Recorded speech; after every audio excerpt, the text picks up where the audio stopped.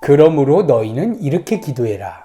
그러므로는 앞에 어떠한 내용을 받는 그러한 통로잖아. 앞에 뭐가 있기 때문에 그러므로 너희는 이렇게 기도해야 된다. 그러니까 앞에 그릇된 기도를 너희가 하고 있기 때문에 그러므로 이렇게 기도해야 된다. 내가 원하고 욕망하는 것, 내가 선악 판단의 주체가 돼서 부모님이 암에 걸리고 몸이 아픈 것은 나쁜 것이다 라고 하는 판단을 가진 상태에서 하나님 도와주세요, 이 문제 해결해 주세요, 먹을 것 입을 것 이방인데 아빠 없는 자녀들이 구하는 것처럼 구하는 기도에 대해서 예수님이 너희들은 이렇게 기도하지 말고 그러므로 이렇게 기도해라 하면서 예수님이 가르쳐준 그 기도를 우리가 성경적으로 살펴보면 우리가 어떻게 기도하라고 주님께서 말씀하셨는가를 우리가 알 수 있겠지. 그게 바로 뭐냐면 우리가 계속 주일 예배 때마다 교회 공동체가 모일 때마다 외우는 주기도문이야.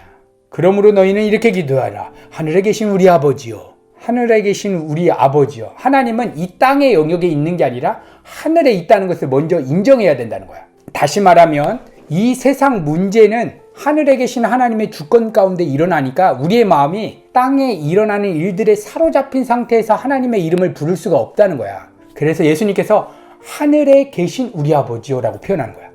하나님은 무소부재하셔. 그러니까 뭐 하늘에만 있고 땅에는 없고 여기에는 있고 저기에 있고 그 물질이 아니시고 영이시란 말이야. 하나님은 영이시기 때문에 어떠한 공간이나 어떠한 시점에나 하나님은 계셔. 그런데 왜 하늘에 계신 우리 아버지라고 표현하신 예수님의 의도는 뭐냐면 우리의 마음이 이 땅의 영역에서 일어나는 것에서 우리가 마음이 막 붙들리고 걱정이 되고 막 지배가 당하잖아. 건강 문제가 있습니다. 재정 문제가 있습니다.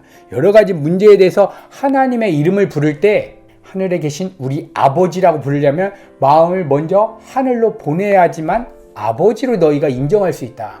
우리가 착각하면 이래. 아버지니까 마음껏 다 구해도 되는 거 아니냐. 아버지, 내가 하나님보다 더 사랑할 만한 이 세상에 가치 주세요. 아버지니까 그거 구할 수 있겠네? 말도 안 되는 얘기지. 아버지니까 너희가 원하는 거 마음껏 다 구해도 된다고 얘기를 해? 근데 아버지랑 자녀와의 관계가 성립이 돼야지만 구할 수 있는 건데 관계가 무너졌어. 아버지고 뭐고 상관없어. 내가 원하는 것만 이루면 돼. 아버지, 내 사업 문제 해결해 주시고 내가 정말 음악계에서 최고의 높은 자리에 올려주십시오. 내가 아버지 자리에 올라가서 높이 올라가는 것이 선하다라고 내가 판단을 해버린 상태에서 아버지의 능력을 구하는 것은 아버지로 이름을 부르고 있지만 아버지로 인정하고 있지 않는 거야. 우상신이 돼버리는 거야. 그래서 예수님께서 하늘에 계신 우리 아버지요. 내 마음을 하늘로 향해야 돼. 그럼 어떻게 해야 되냐면 이 사이에는 기도의 내용이 좀 많이 있겠지. 하나님, 내가 이 세상을 살다 보니까 죄의 본성을 지니고 있기 때문에 여러 가지 문제 때문에 마음이 사로잡히고 근심도 되고 걱정도 되고 염려도 됩니다. 그러나 하나님을 내 아버지로 모시려면 내 마음이 지금 하나님이 계신 다른 영역, 이 세상의 영역이 아니라 하나님이 계신 그 하늘의 영역으로 내 마음이 빠져나갈 수 있도록 여기에 지배당하는 내 마음판이 한번 죽게 해주세요. 그래서 마음판을 하늘로 올려서 아버지 하는 거야. 예수님이 너희들이 기도의 처음 스타트는 이거다. 그 다음에 기도에 막 내용이 나오지. 이게 먼저 기도의 스타트야. 먼저 우리가 하나님 앞에 기도할 때 우리 이렇게 하잖아. 하나님 아버지, 내가 아버지로 인정하지 못하고 있는 것 같습니다. 왜 그렇습니까? 아버지만이 선과 악을 판단하는데 재정 문제가 난 걸 보고 체류증 문제가 난 거에서 내가 걱정하고 나쁘다라고 판단하고 있는 거 보니까 내가 아버지 자리에 가 있는데 그런 나의 죄악됨이 죽고 마음을 하나님께 올리고 하나님만을 내 마음의 왕의 자리에 아버지로 모시겠습니다. 이 고백을 우리가 기도의 첫 스타트인 거야. 그 다음에 뭐야? 하늘에 계신 우리 아버지요, 이름이 거룩히 여김을 받으시옵시며. 이름이 거룩히 여김을 받는다.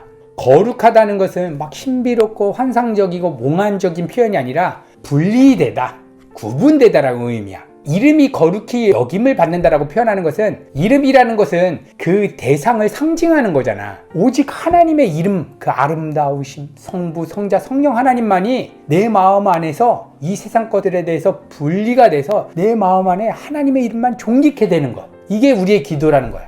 하늘에 계신 우리 아버지여, 하나님의 이름만이, 성부 하나님, 성자 하나님, 성령 하나님의 이름만이 내 마음 안에서 거룩히 여김을 받기를 원합니다. 이 세상 일들에 대해서 하나님의 이름이 분리가 된다. 분리가 안 되면 어떻게 되냐면 하나님 재정 문제 해결해 주십시오 하면서 하나님의 이름을 부르니까 재정 문제는 땅에 있고 하나님은 하늘의 영역에 있는데 분리가 안 일어난 상태에서, 연합된 상태에서 하나님 이 세상 문제 해결해 주십시오 끌어당기는 거야. 분리가 일어나면 이 세상 문제는 이거고 이게 흥하든 망하든 상관없고 하나님의 이름만이 내 생각과 마음을 지배하는 왕의 자리에 거룩히 존귀케 여김을 받기를 소원합니다. 이게 우리 기독교에서 하는 기도의 핵심인 거지. 그 다음에 감격하는 거야. 내가 감히 이 온 천지 만물을 창조하신 그분을 그냥 신이시여도 아니고 아버지라고 부를 수 있는 권세를 나에게 부여해 주셨다니, 그 아버지가 우리를 버리실까? 하나밖에 없는 독생자를 버려서 나를 사셨는데 나를 어떻게 인정해 주시냐면 아들이래. 아들은 뭐라고 그랬어? 자기 가족은 나야, 하나님이라고 하는 존재에 나를 완전히 연합시키겠다는 거야. 그러니까 우리가 죽으면 우리의 몸이 홀연히 변해서 하나님의 본성에 참여해서 하나님의 아들, 딸들이 되는 거야. 그게 실제로 이 세상을 창조하신 그분이 나를 그렇게 여겨준다는 사실을 기도를 통해서 우리가 확인해야 돼. 그 사람이 뭐가 무섭겠어? 이 세상에 부유를 가진 사람도 그렇게 당당할 텐데 우리는